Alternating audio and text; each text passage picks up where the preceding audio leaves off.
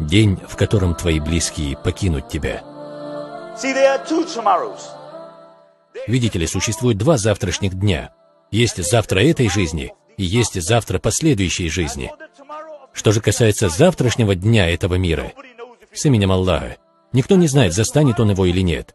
А что же касается завтрашнего дня вечной жизни, нет никакого сомнения, что вы постигнете его.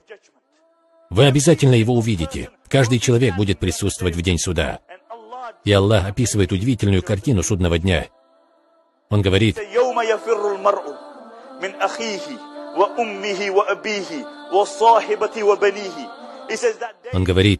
в тот день человек убежит от своего брата, от своей матери и отца, от своей жены и своего ребенка. Почему вы захотите убежать от тех, за которых вы отдали бы свою жизнь в этом мире? Почему вы захотите убежать от своей матери? Почему вы захотите убежать от своего брата, от своего ребенка? Знаете почему? Потому что когда ваша мама увидит вас в этот день, она захочет отнять все благие деяния, что у вас есть. Когда ваш сын увидит вас в этот день, он захочет отнять все благие деяния, что у вас есть. Возможно, в это трудно поверить, но это так и будет. А задумывались ли вы когда-нибудь о перечне? Почему Аллах упомянул первым? Потому что, видите ли, когда человек становится занятым, первыми жертвами его занятости становятся его братья и сестры. У него теперь нет времени. Нет времени на брата, нет времени на сестру, потом он женится, и следующими жертвами становятся его родители. У него нет времени на родителей, он занят своей женой, своими детьми и так далее. В итоге он не восполняет права своих родителей. Потом следует его жена. Почему? Потому что жена страдает меньше, чем брат и родители. Потому что он живет со своей женой, ложится с ней спать, ходит по магазинам с ней, ездит с ней вместе в отпуск. И уже в самом конце Аллах говорит: его ребенок. Почему? Потому что каждый нормальный отец или родитель осознает, что их ребенок — это их ответственность. Они будут работать, чтобы обеспечить своего ребенка. Они будут возить его в мадресе, возить его в школу и забирать его оттуда. Они знают, что это их ответственность. Это будет в самом начале судного дня. Давайте же перейдем к самому концу судного дня. Каждому вручена их книга деяний в правую или же левую руку. И потом уже Аллах расписывает перед нами другую картину. Аллаху Акбар.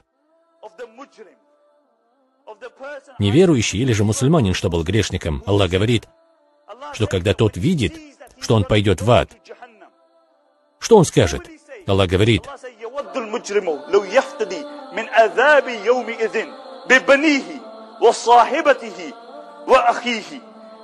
Аллах говорит, что когда грешник увидит ад перед собой и понимает, что он идет в ад, он скажет: «О Аллах, поставь на мое место».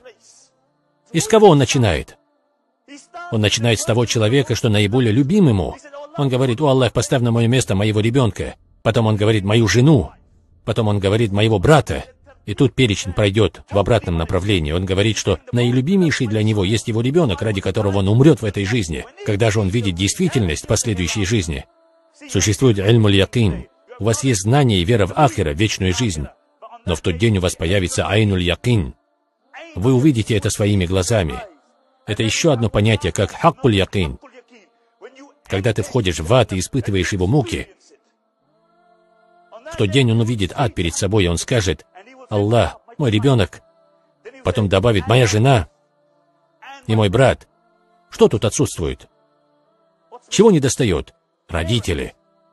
Он не упоминает родителей, потому что даже кафир, даже неверующий, даже грешник знает, что если он упомянет своих родителей, то Аллах, поставь моих родителей на мое место в аду, это вызовет еще большую ярость, гнев Аллаха. Аллах спросит: вот так ты обращаешься со своими родителями? Это говорит о степени родителей, статусе родителей. Статусе родителей перед Аллахом свят он и велик. Это про кого? Про вашу семью. Давайте же перейдем к друзьям. Как поведут себя ваши друзья в тот день?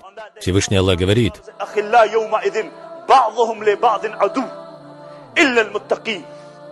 Аллах говорит: ваши друзья, с которыми вы очень близки, друзья, которые сделают абсолютно все на свете ради вас, человек, что поддерживал тебя в этой жизни, в вечной жизни, Аллах говорит, каждый друг будет врагом друг друга. Каждый друг, даже тот друг, что сидит сейчас рядом, тот, что сидит сейчас рядом с вами. Все друзья будут врагами друг для друга, за исключением тех, кто дружили ради довольства Аллаха. В этой жизни он поддерживал тебя, в следующей он захочет отнять все, что у тебя есть. В этой жизни он защищает твой тыл, в следующей он воткнет нож в спину. Братан, я и ты подойдем ко дну вместе. Кровь за кровь.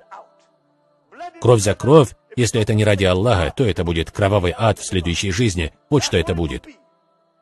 И это есть действительность. Кровавый ад есть не что иное, как подлинная сущность. Подлинная действительность того, каким будет ад. Поэтому, если ваша дружба не ради довольства Аллаха, то оно так и будет в следующей жизни. Выбирайте своих друзей правильно. Выбирайте своих друзей правильно. Пребывайте в компании тех, кто приближает вас к Аллаху, тех, кто добропорядочен и приближает вас к Нему, потому что это все, что имеет значение на весах Аллаха Свят Он и Велик. Все, что имеет значение.